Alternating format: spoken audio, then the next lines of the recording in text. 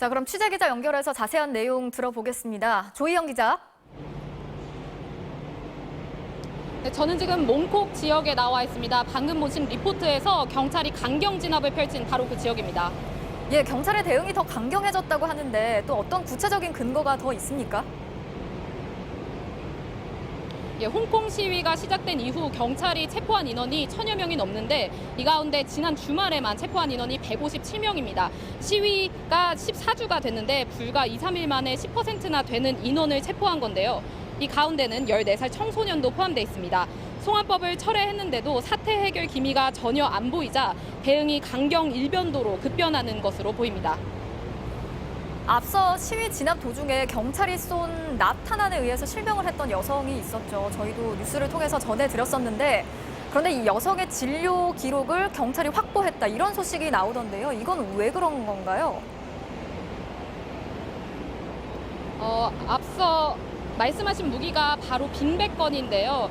이 무기의 탄환에 한 여성이 눈을 맞으면서 실명을 했었습니다. 그래서 시위대의 분노가 더 높아졌었는데요.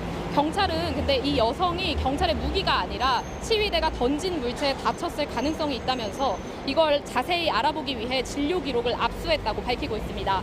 피해 여성이 강력히 반발하는 가운데 폭력으로 인한 비판의 대상을 시위대 쪽으로 돌리기 위한 것이 아니냐는 의문이 커지고 있습니다. 그런데 오히려 이런 대응이 시위대를 더 자극할 것 같다는 생각이 드는데 어떻습니까? 네, 일부 시위대들은 SNS를 통해서 분노를 표출하고 있습니다. 예컨대 SNS에서 경찰의 개인정보를 공유하면서 경찰의 집까지 찾아가서 소리를 지르거나 레이저 포인터로 위협을 강하는 방식인데요. 이런 가운데 교육부 장관을 지냈다는 페니 로라는 인물은 한 라디오 방송에 나와서 시위대에게 미성년 여학생들이 성적 서비스를 제공했다는 믿을 수 없는 자극적인 주장까지 하기 시작해 큰 파문이 일고 있습니다. 경찰과 홍콩 당국 그리고 시위대 모두 넘어선 안 될 선을 넘는 게 아니냐는 비판이 나오는데 마침 홍콩 관광객이 무려 지난달 40%나 줄었다는 발표까지 나오면서 우려는 더욱 깊어지고 있습니다. 홍콩에서 MBC 뉴스 조희영입니다.